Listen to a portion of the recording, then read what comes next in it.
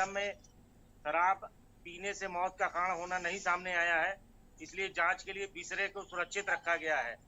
जिला प्रशासन ने इस पूरे मामले में एक कमेटी का गठन किया है जो इस पूरे मामले की जांच कर रही है, जिसकी अध्यक्षता एडीएम प्रशासन के हाथ में है। और इस पूरे मामले में 4 दुकानों को सील भी किया गया है, लेकिन प्रशासन इस पूरे मामले में अभी तक शराब से होने वाली जहरीली शराब से होने वाली मौतों से इनकार कर रहा है। जी चले। बिल्कुल अनुपम, प्रशासन यहाँ पर कुछ भी कहे लेकिन मौत जो हुई है वो गवाही दे रही है कि कुछ ना कुछ यहाँ पर अनहोनी है, कुछ ना कुछ यहाँ पर दाल में काला है। जानकारी क्या मिल पा रही है क्योंकि दोनों अलग अलग थाना क्षेत्र हैं, कहाँ से इन्होंने खरीदा, वहां पर सप्लाई कहाँ से होती थी, और उसके बाद जब यहाँ पर उन्होंने शराब पी तो उसके बाद ये सिलसिला जब शुरू हुआ तो आखिर अब कार्रवाई क्यों नहीं हो रही? आखिर मौतें हुई हैं, 8 लोगों की मौत हो चुकी हैं, तो कारण कुछ ना कुछ तो यहाँ पर सामने आया होगा। उस पर क्या कार्रवाई हो रही है अभी? देखिए, परिजनों का कहना है कि सभी ने शराब पी थी और ये भी निश्चित है कि शराब पीने के बाद ही मौत हुई है। जो आरोप है कि कौलारी कला में गांव में ही कुछ लोग शराब अवैध रूप से शराब बेचने का काम करते थे। सस्ती शराब की वजह से इन लोगों ने उन्हीं से शराब खरीदी है और शराब खरीदने के बाद जब पिया है और उसके बाद हालत खराब हुई है, फिर मौत हुई है। उसी तरह देवरी रोड का भी पूरा मामला है, देवरी गाँव का भी, जहाँ पर उन्होंने गाँव में ही एक आदमी जिसका नाम रामू बताया जा रहा है और पिछले कई सालों से अवैध शराब बेचने का व्यापार करता है। तो इस वजह से जो बाजार दर है उससे सस्ती शराब मिलने की वजह से इन लोगों ने उनके यहाँ से शराब खरीदी है और उसके बाद शराब पी है और फिर मौत हुई है। ये पूरा मामला सामने आया है। प्रशासन कार्रवाई की बात कर रहा है। कार्रवाई के नाम पे 4 दुकानों को सील किया गया है जो लाइसेंसी दुकान है।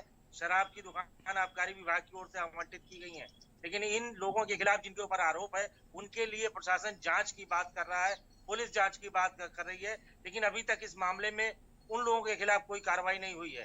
जी चले। बिल्कुल अनुपम, लेकिन जिस तरह से हम देखें तो लगातार इस तरह के मामले सामने आ रहे हैं, चाहे बुलंदशहर की बात कर लें, मुजफ्फरनगर की बात कर लें, अंबेडकर नगर, आजमगढ़ के बाद अगली कड़ी अब आगरा है जहां पर 8 की मौत हो चुकी है, कई की हालत नाजुक बनी हुई है। कहीं ना कहीं आबकारी विभाग आंख मूंदे हुए है, भले ही यहाँ पर सरकारी ठेके से ना ली गई हो, लेकिन जिस तरह से खेल चल रहा था, जिस तरह से जहर की सप्लाई हो रही थी, उस पर कोई नकेल नहीं थी, कोई यहाँ पर कार्रवाई नहीं थी। बिल्कुल, इस पूरे मामले में आबकारी विभाग की सीधी लापरवाही है, क्योंकि जिस तरह से लगातार इलाके से खबरें आ रही हैं और लगातार पुलिस की ओर से कार्रवाई करके अवैध शराब के व्यापार को पकड़ा जा रहा है। आबकारी विभाग ने अभी तक अपनी ओर से अवैध शराब के व्यापार में, जहरीली शराब के व्यापार में कोई कार्रवाई नहीं की है। जो भी कार्रवाई अभी तक हुई है वो पुलिस की कार्रवाई, पुलिस की छापामार कार्रवाई के बाद हुई है। आपको बता दूं, ये पूरा इलाका मध्य प्रदेश और राजस्थान के बॉर्डर से जुड़ा हुआ है। चंबल नदी का किनारा है और दूसरी तरफ यमुना नदी है।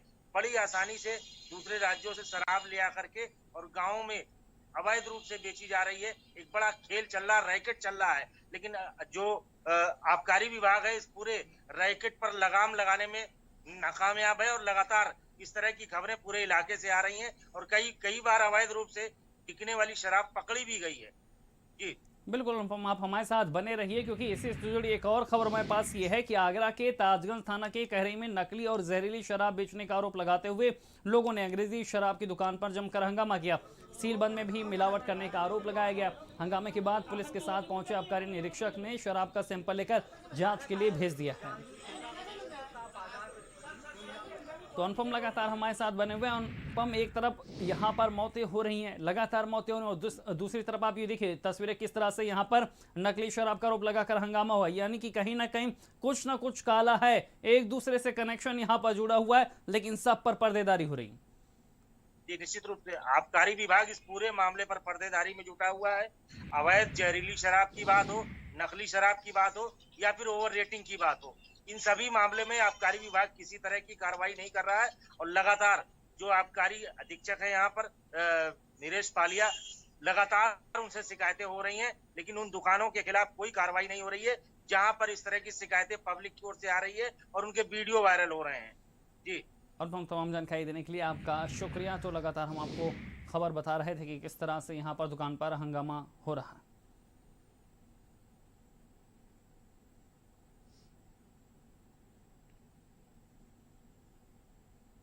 तो आगरा की तस्वीर हम आपको दिखा रहे हैं